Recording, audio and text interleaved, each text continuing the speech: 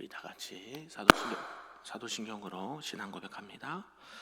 전능하사 천지를 만드신 하나님 아버지를 내가 믿사오며 그 외아들 우리 주 예수 그리스도를 믿사오니 이는 성령으로 잉태하사 동정녀 마리아에게 나시고 본디오 빌라도에게 고난을 받으사 십자가에 못 박혀 죽으시고 장사한 지 사흘 만에 죽은 자 가운데서 다시 살아나시며 하늘에 오르사 전능하신 하나님 우편에 앉아 계시다가 저리로서 산자와 죽은 자를 심판하러 오시리라.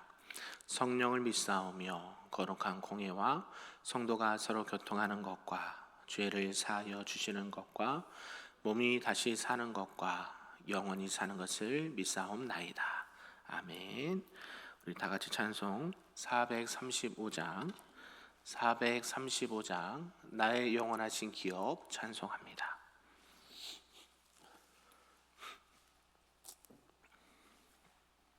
찬양합니다. 나의 영원하신 기업 생명보다 귀하다. 나의 갈 길 다가도록 나와 동행하소서. 주께로 가까이 주께로 가오니 나의 갈 길 다가도록 나와 동행하소서. 세상 부귀한이람과 모든 명예 버리고 험한 길을 가는 동안 나와 동행하소서. 주께로 가까이 주께로 가오니 나의 갈 길 다가도록 나와 동행하소서. 어두운 골짝 지나가며 험한 바다 건너서 천국문에 이르도록 나와 동행하소서. 주께로 가까이 주께로 가오니 나의 갈 길 다가도록 나와 동행하소서. 아멘. 오늘 하나님의 말씀은 구약 역대상 3장 말씀입니다. 구약 역대상 3장 612쪽에 나와 있습니다. 역대상 3장 말씀입니다.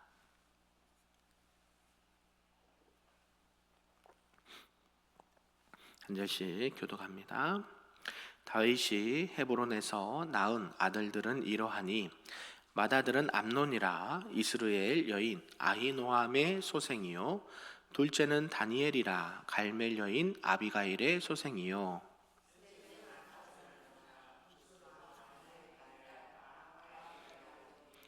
넷째는 아도니아라 하키스의 아들이요 다섯째는 스바다라 아비달의 소생이요 여섯째는 이드르암이라 다윗의 아내 에글라의 소생이니 다윗이 거기서 7년 6개월 다스렸고 또 예루살렘에서 33년 다스렸으며 예루살렘에서 그가 낳은 아들들은 이러하니 시므아와 소밥과 나단과 솔로몬 네 사람은 다 암미엘의 딸 바수아의 소생이요 엘리벨렛과 노가와 네벡과 야비아와 다 다윗의 아들이요 그들의 노인은 다말이며 이 외에 또 소실의 아들이 있었더라. 르호보암이요 그의 아들은 아비야요 그의 아들은 아사요 그의 아들은 여호사밧이요 그의 아들은 요람이요 그의 아들은 아하시아요 그의 아들은 요아스요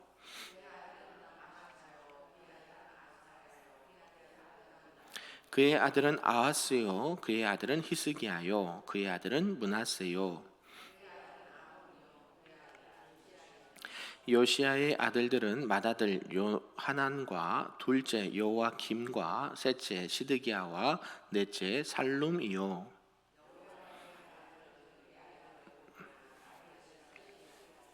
사로잡혀간 요고냐의 아들들은 그의 아들 스알디엘과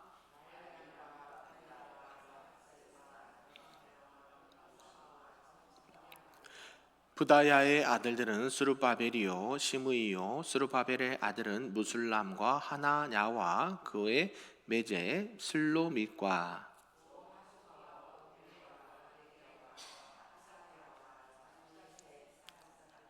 하나냐의 아들은 블라다와 여사야와요 또 르바야의 아들 아르난의 아들들 오바다의 아들들 스가냐의 아들들이니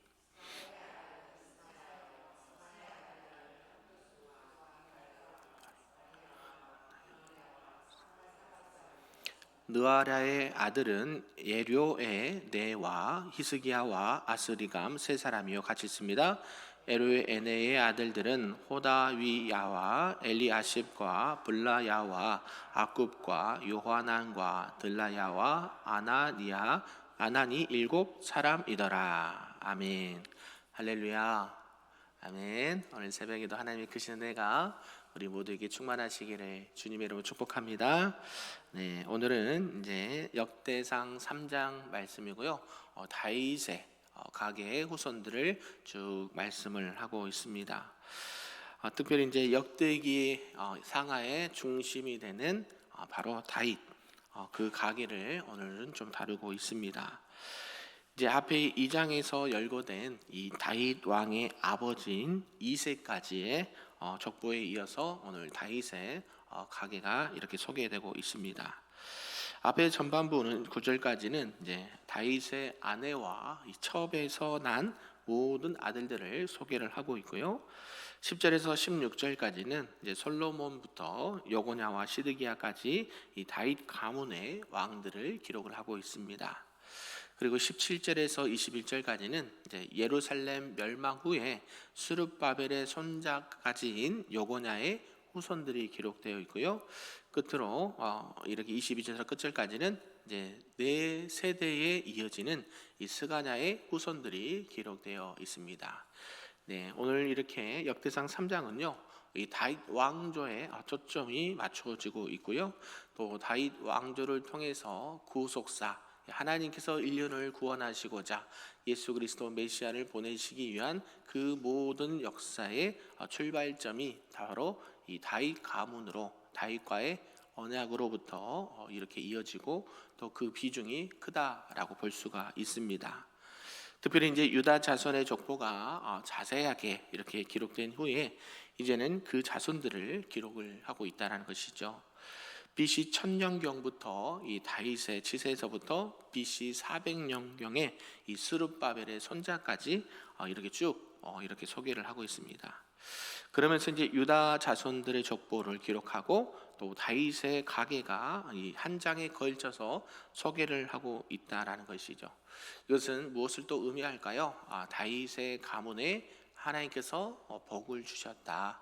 하나님께서 약속하신 축복이 이 다윗 가문을 통해서 이어지게 되었다라는 것을 우리가 좀 봤으면 좋겠습니다. 오늘 이런 전체 내용을 통해서 우리에게 주신 말씀 좀 몇 가지로 보도록 하겠습니다. 그 첫 번째가 이 다윗의 자녀들이라는 것이죠. 다윗은 이제 이세의 막내 아들로 이렇게 자라났습니다. 그리고 난 다음에 사울 왕을 이어서 이스라엘의 두 번째 왕이 되었습니다. 그리고 그의 통치 기간 40년이죠. 사울도 40년, 다윗도 40년, 솔로몬도 40년, 총 세 왕의 통치 기간이 120년. 그리고 난 다음에 나라가 분열이 되죠. 이렇게 이제 헤브론의 통치 기간을 7년 동안 다스렸고, 이제 예루살렘에서 통치 기간이 33년이었다. 그러면서 통치 기간까지도 말씀을 해주고 있습니다. 이 헤브론 시대, 이때 다윗은 많은 이제 아내들을 얻었는데요. 이 아내들을 통해서 대부분 정략적인 결혼을 했고요. 여기서 6명의 아들들을 얻게 되었습니다. 그리고 이제 역대기 저자가요, 에스라라고 우리가 추정을 하는데, 이 에스라는요, 이 다윗의 족보를 기록을 하면서 이 헤브론에서 낳은 아들과 예루살렘에서 낳은 아들들을 분명하게 구분해서 기록을 하고 있다라는 것이죠. 결국 저자는요, 이 다윗의 헤브론 통치와 예루살렘 통치가 다른 어떤 의미가 있다라는 것을 설명하고자 하는 것이죠. 헤브론에서 다윗은 이 중앙 집권적인 통치를 하지 못하였습니다. 예루살렘에서 비로소 진정한 이스라엘 통일 왕국의 왕이 될 수 있었다라는 것이죠. 결국 이 예루살렘에서 태어난 아들들이 13명이 있는데요. 이 13명이 오늘 본문에 기록이 되어 있습니다. 그러니까 총 몇 명일까요? 13명과 그 다음에 6명 하니까 19명, 최소 거의 20명 가까이 되는 이 자녀들이 있었다라는 것이죠. 그러면서 이제 두 번째가 유다 왕들의 족보를 기록을 하고 있습니다. 그게 어디까지냐 봤더니 이제 솔로몬에서부터 요아스까지 족보를 말하고 있는데요. 솔로몬 왕, 어떤 왕으로 기억되십니까? 지혜 왕으로 우리가 기억을 하고 있고, 가장 나라가 번성했던 때, 솔로몬 이전보다 이후보다 더 부귀와 영화를 누렸던 때가 없었던 때. 그렇지만 처음에 신앙을 저버리고 마지막에 많은 이 후궁들을 둬서 정략적인 결혼을 하고, 그 여인들로 말미암아 뭐가 같이 왔어요? 그들이 섬기던 우상까지 함께 들어오게 되고, 결국 그 우상을 숭배함으로 말미암아 솔로몬이 죽고 난 이후에 르호보암과 여로보암을 통해서 나라가 분열되는 이런 일들이 일어나게 되었다라는 것이죠. 결국 이렇게 솔로몬은요, 역사에 있어서 이스라엘 역사에 있어서 가장 번성한 시기였습니다. 그의 아버지 다윗의 이 절대적인 도움을 힘입어서 위대한 통치자의 삶을 살게 되었습니다. 그런데 아까도 말씀드렸듯이 후반부에 가서는 믿음을 지키지 못하고 여호와의 말씀을 지키지 못하고 이방 여인과 이렇게 우상을 쫓아가게 되었다라는 것이죠. 결국 그 죄악으로 인해서 나라가 분열이 되었고요. 그의 아들 르호보암은 계속해서 악한 정치를 일삼게 됩니다. 그러면서 이 르호보암 왕을 이어서 아사가 왕이 되었고요. 그 다음에 여호사밧, 요람, 아하시아, 요아스가 왕이 되었습니다. 그러면서 이제 요아스 뒤를 이어서 아마샤부터 요시아까지 족보를 또 들 수가 있는데요. 요아스 뒤를 이어서 왕이 된 아마샤는 에돔을 정벌할 능력 있는 왕이었지만 훗날 스스로 교만해서 우상을 섬기고 선지자까지 배척을 했다라는 것이죠.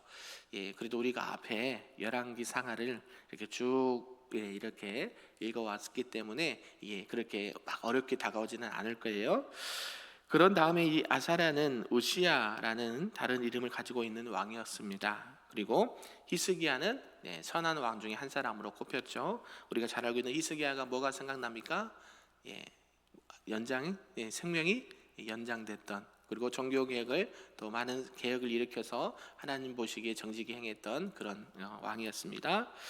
이제 히스기야의 아들 므낫세가 나오는데요. 아버지는 선치는 참 훌륭한 왕이었고 하나님 앞에 복을 받은 왕이었지만 그의 아들 므낫세는 그렇지 못한, 그렇게 하나님 보시기에도 악을 행했던 패역한 왕이 되어버렸다라는 것이죠. 그러면서 또다시 그의 아들 요시야가 이 종교 개혁에서 이렇게 쓰러져가는 이 다윗 왕가를 다시 일으켰고, 모든 백성들은 하나님 앞에 돌아오는 계기가 되었습니다. 그러니까 하나님께서요, 여러 왕들을 쭉 거치시면서 착한 선한 왕도 있고 악한 왕도 있고 여호와 보시기에 정직히 행한 왕도 있고 그렇지 않는 왕들도 있으면서 이 다윗 가문이, 다윗 왕조가 이렇게 멸할 것 같은 상황에서도 하나님 뭘 기억하셨다고 그래요? 계속해서 누구와 맺은 언약을 기억하셨다 그래요?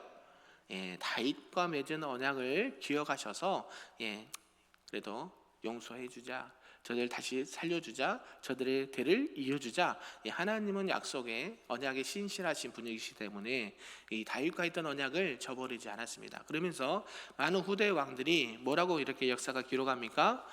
다윗 왕처럼 여호와만을 섬기지 않았다. 또 어떤 왕들은 다윗 왕들처럼 오직 죽을 때까지 여호와 하나님만을 섬겼더라, 이렇게 평가를 하고 있다는 것이죠. 결국 이 모든 그 나라의 정치와 통치와 종교의 모든 개혁들이 누구의 기준이 됩니까? 다윗이 기준이 되죠. 다윗은 그만큼 하나님 보시기에 합한 자로서 죽을 때까지 오직 누구만을 섬겼습니까? 여호와 하나님만을 섬겼습니다. 물론 이 밧세바와 우리아 사건이 있긴 하지만 그럼에도 불구하고 하나님 앞에 회개하고 하나님을 저버리는 행위는 하지 않았다. 일평생 늘 누구와 동행했습니까? 여호와 하나님과 동행했던 사람, 하나님의 마음에 얼마나 합한 자로서 길을 가도 하나님, 잠을 자도 하나님, 무슨 일을 하더라도 하나님, 전쟁을 해도 하나님, 늘 우리의 신앙의 본이 되어주는 것이죠. 저와 여러분들이 오늘 새벽에도 나오셨습니다. 누굴 보시기 위해서 오셨어요? 저를 보기 위해서 오신 건 아니죠. 누굴 만나러요? 하나님을 만나러 오시고. 여러분 직장에서 열심히 또 일하시죠? 누구 때문에 일하세요? 누구 때문에 일하세요? 하나님 때문에 일하세요. 주님 때문에 일하셔요. 아멘이신가요? 가정을 위해서도 일하지만 그거는 부차적인 거고요. 우리의 인생에 살아가는 목적이 누구에게 있어요? 여호와 하나님께 달려 있어요. 우리 학생들은 무엇 때문에 열심히 공부할까요? 누구 때문에? 주님 때문에, 하나님 때문에. 그 배움을 통해서도 누구의 영광을 나타내는 거예요? 하나님의 영광을 위해서. 고린도의 말씀이 있잖아요. 너희가 먹든지 마시든지 무엇을 하든지 다 무엇을 위해서 하라? 하나님의 영광을 위하여서 하라. 마찬가지예요. 계속해서 이 다윗과의 맺은 언약이 얼마나 중요한지를 계속 강조하고 있다는 것이죠. 그러면서 이제 유다가 멸망을 하게 됩니다. 북왕국 북이스라엘은요, 계속해서 악한 왕들이 좀 많이 일어납니다. 그래서 하나님 앞에 일찍 버림을 좀 당합니다.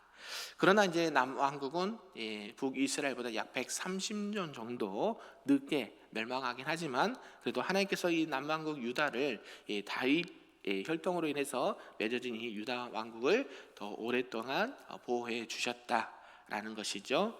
그러면서 이제 요시야 왕, 거의 끝에 요시야 왕이 종교 개혁을 일으켜서 여호와께로 백성들을 돌아오게 했지만 요시야가 다시 죽게 되자 또 다음에 유다가 더욱 악을 행했고 우상을 숭배했더라. 그리고 하나님은 유다를 떠나셨더라 라고 성경은 기록을 하고 있습니다.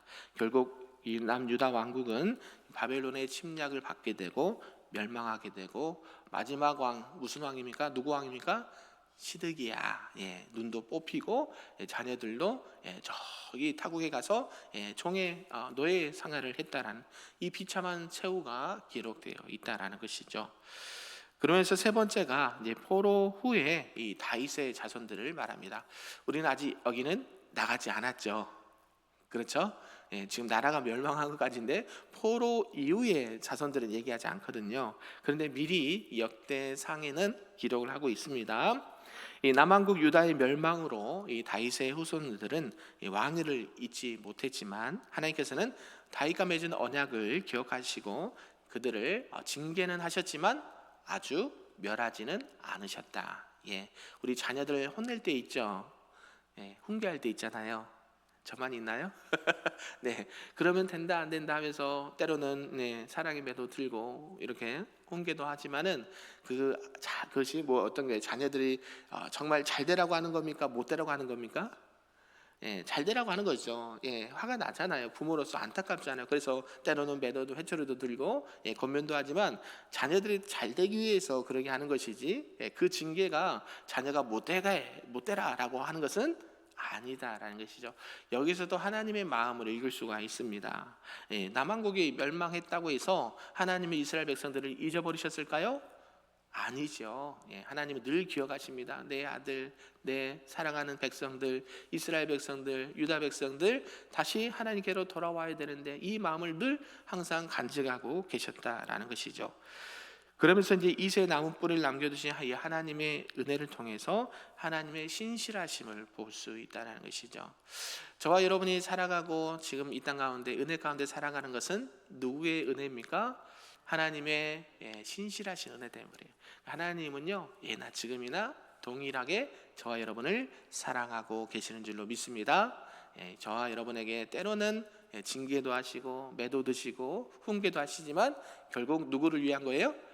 우리가 잘 되기를 위한 거고 우리가 늘 하나님 안에서 풍요로운 신앙과 또 삶을 살아갈 수 있도록 인도하시는 하나님의 크신 은혜가 있는 줄로 믿습니다. 그러면서 이제 하나님께서는요 스룹바벨, 이 스룹바벨을 통해서 유다로 귀환할 수 있도록 은혜를 베풀어 주십니다. 그러니까 바벨론의 포로로 끌려가서 몇십 년 만에 돌아오게 됩니까? 70년 만에 돌아오거든요. 한꺼번에 돌아오지 않고 1차, 2차 이렇게 나눠서 들어오는 것을 보게 되는데요. 그래서 이 스룹바벨과 그의 다섯 아들은 유다로 돌아올 수가 있었다라는 것이죠. 그리고 유다 포로 세가는 약 70년이었다라는 것이고요. 이 기간은 결코 짧은 시간은 아니었다. 이 기간 동안 유다는 매우 중요한 것을 배우고 왔습니다. 무엇을 배우고 왔을까요? 우리 자녀들 매 맞으면 뭐라 그래요? 잘못했어요. 다시는 뭐 할게요? 다시는 안 그럴게요. 다시는 우상 숭배하지 않을게요. 다시는 부모 마음 아프게 하지 않을게요. 그러고 돌아옵니다. 그래서 오직 여호와만을 바라보는 신앙으로 돌아오게 된다는 것이죠. 얼마나 힘들겠습니까? 우리도 일제에 여러 가지 어려움을 당한 기억이 역사가 있지 않습니까? 그 강복을 기념하지도 않습니까? 우리가 기념하잖아요. 대한독립 만세도 외치고 8.15 강복절을 외치면서 기념일로 삼고 그 얼마나 어려운 상황들을 극복하고 나갔을 때 그 기쁨은 이루 말할 수가 없다라는 것이죠.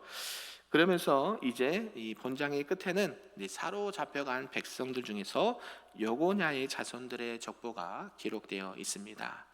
그리고 이 여고냐의 후손 중에 귀향민을 이끌고 온 지도자 이 스룹바벨이 있었다. 그리고 이 메시아가 예수 그리스도가 이 여고냐의 후손인 이 스룹바벨의 후손으로 오시기 때문이다라는 것을 우리가 미리 좀 알았으면 좋겠습니다.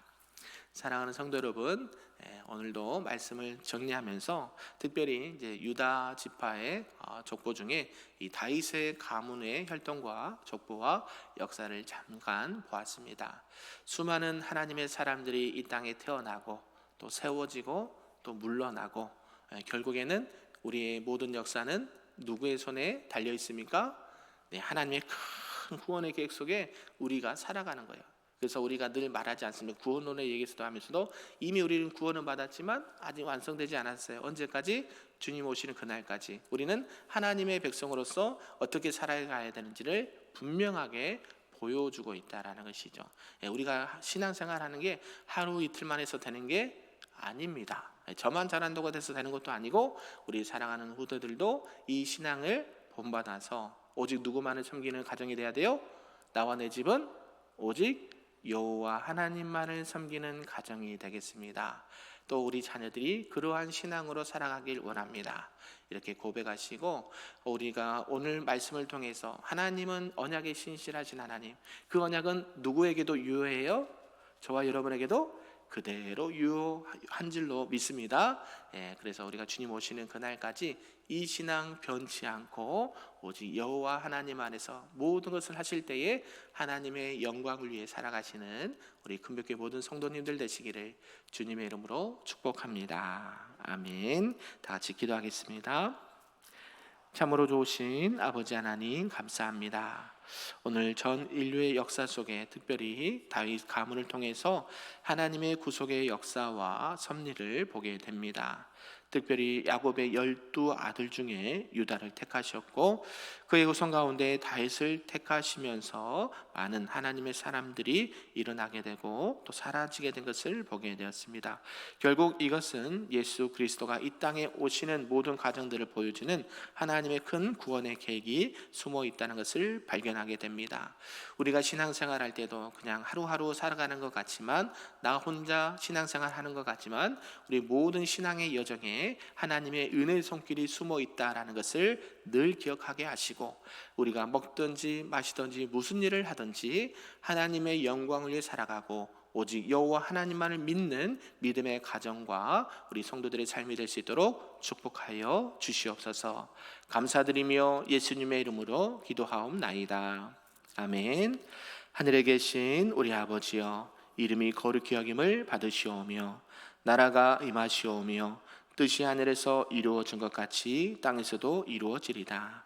오늘 우리에게 일용할 양식을 주시옵고 우리가 우리에게 죄 지은 자를 사하여 준 것 같이 우리 죄를 사하여 주시옵고 우리를 시험에 들게 하지 마시옵고 다만 악에서 구하시옵소서. 나라와 권세와 영광이 아버지께 영원히 있사옵나이다. 아멘.